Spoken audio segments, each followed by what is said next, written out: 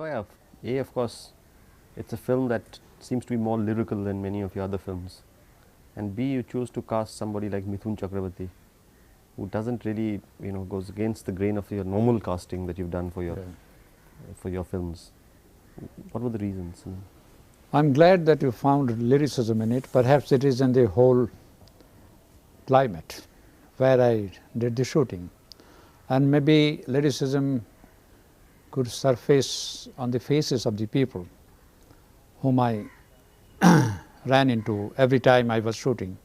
It was in a Santal village, the village of the tribals, and that was it. I didn't make any special effort to inculcate lyricism into it. It was very much there, perhaps so. Perhaps I couldn't escape it. That could be one reason.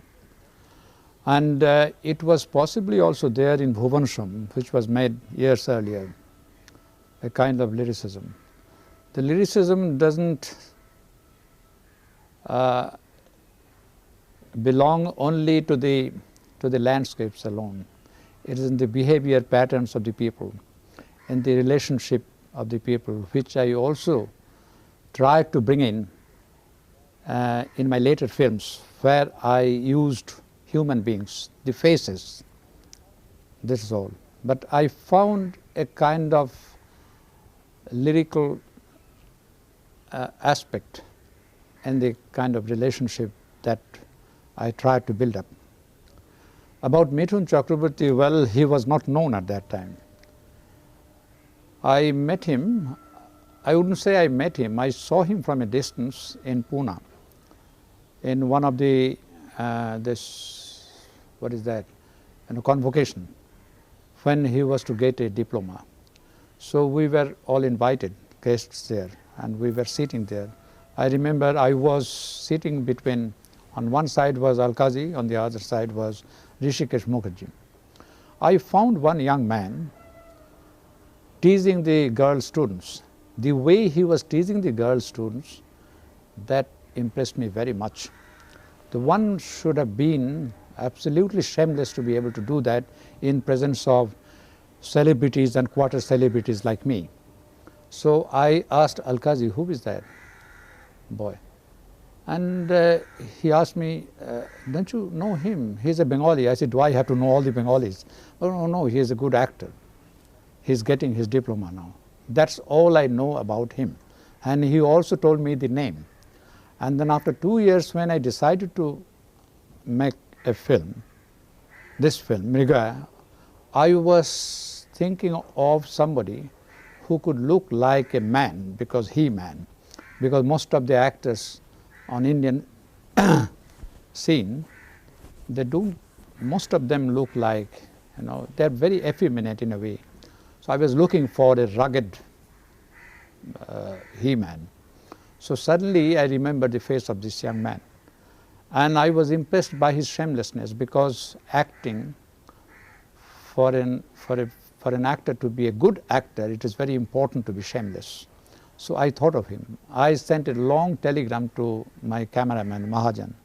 I said, catch hold of a young man who got his diploma in such a year, and who is perhaps a Bengali, tall, dark, well built, name starts perhaps with M.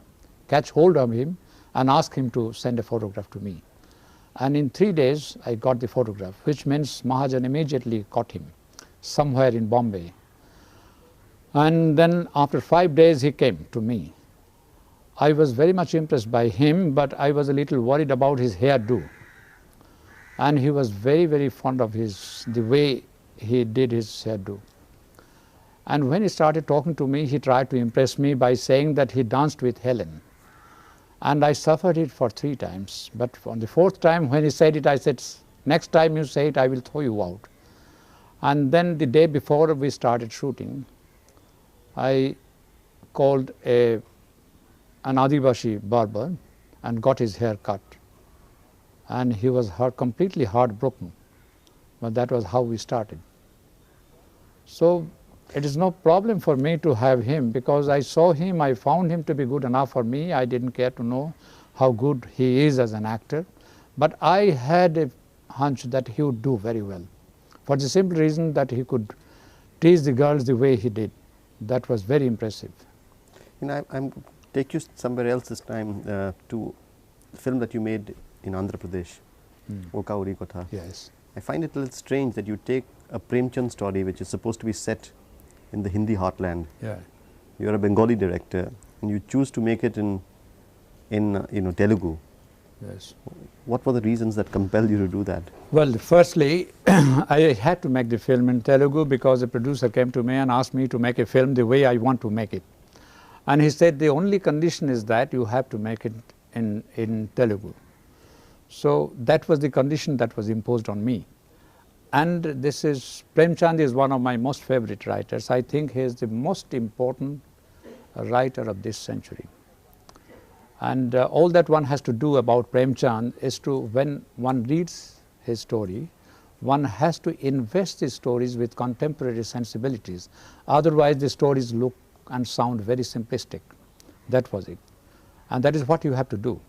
So, and this is his last, Kafan is his last story. So I wanted to make it. And what did I do? I knew that he had a UP village as his model. Then when I wrote the script, I had a Bengali village in view.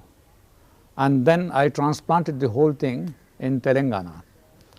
And because I could see that there was no problem, because the main focus was on exploitation,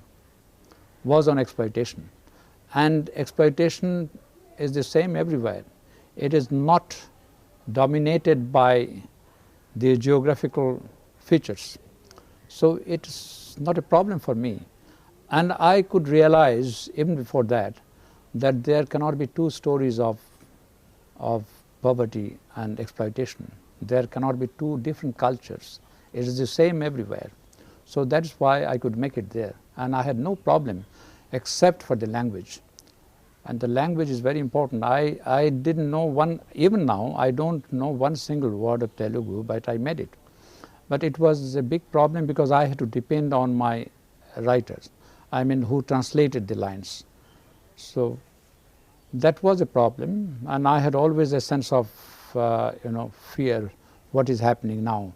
And that also helped me to a large extent. I can give you one instance. There is a sequence where the main character, the Ghishu, the old man, he says that about him, a villager says that he eats and chews. He chews and eats and sleeps like a buffalo. That is a very common, a popular expression in Bengali. Mosher moto boshe boshe khaye, chiboy, ghumoy. And it was translated the same way by a very good playwright based in Hyderabad. Then what did I do? Before going to the village where I was to shoot, I got in touch with Sundaraya, one of the Communist Party leaders, and who knows absolutely everything about Telangana. And I asked him to get me in touch with somebody who knows something about this village. So someone who had no formal education as such, but a Communist Party member, he was with me all the time.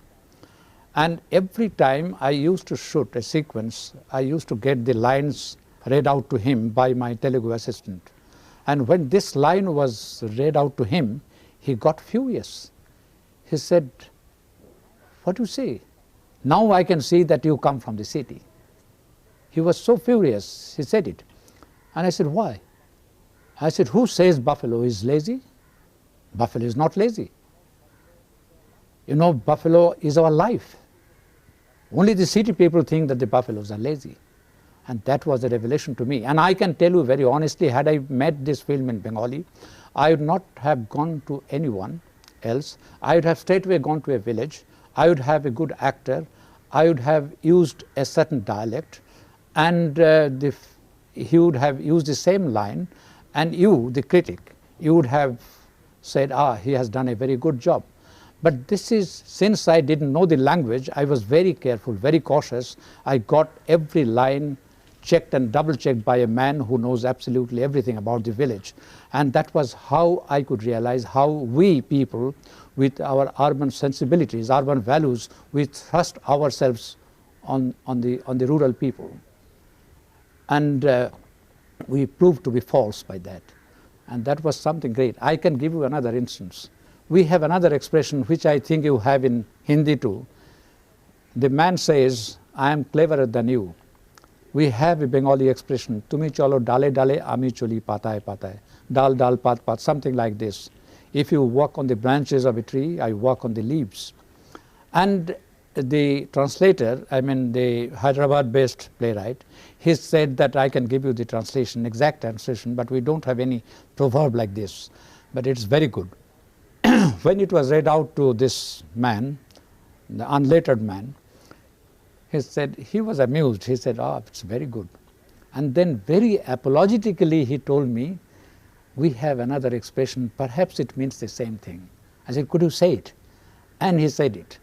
And it was sheer poetry. And he told me, he assured me that every villager knows this line. It says in English, if you walk on the clouds, I walk on the stars. Beautiful. And that was what we actually used. So, you know, you are walking into unknown region, but then if you can make a film like that, you all, at every moment you have a sense of fear. You never know what is going to happen. But then you also, you can get your inspiration checked and double checked by the people around you, by the local people. That way you come closer to reality, which you achieve in documentaries, not in feature films. Let's come to Khandar, which is, you know, a film that again is a certain kind of guilt, a guilt of somebody who comes, intrudes into a certain situation and then goes away. Yes. You know, disturbing memories, disturbing the situation. I almost begin to feel almost as if, again, you're talking about a filmmaker, because here you have a photographer. It's almost like as if a filmmaker would come, a documentary filmmaker, disturb a reality, and then unable to do anything goes away. Well, in a way, I feel that the photographer, in the original story, he was an angler. But I made him a photographer, because I made him a photographer and I told the writer, Premendra Mitra, a very important, very eminent poet in the post-Tagorean period. Even during Tagore's time, he was a very important man, and he also wrote stories. I told him that I am going to make it contemporary. You wrote this story before the war, and this story has elements of pre-war Bengali romanticism, but I want to make it valid for the contemporary period. So I made him into a photographer. So to be very frank with you, he is my alter ego. The photographer is my alter ego. He always looks through the camera, through the lenses. That was it. And then when going there, you know, he was to capture the photographer's paradise, but then he walked into the reality. He walked into a new fantasy. And now normally what we do, we walk away from the reality and go and take cover under fantasy, you know, behind fantasy. But here, when in 3 days' time, he walked away from the fantasy because it proved very dangerous for him, and he walked back into he escaped into his own reality. That was it. And this is also, to my mind, a continuation of what I have been doing since Ek Din Pratidin in 1979. You know, the same thing, human situations in complete disarray, human situations in disarray, the confusions, contradictions and all. And before that I was shouting a little too much, but I don't shout that much. After that I didn't shout that much from Ek Din Pratidin. So I quietly tried to walk into the innermost core of the human psyche. And I have been trying to capture the intricacies, the confusions, the contradictions. These are the things which, and the mysteries of human relationship. This is what I have been doing.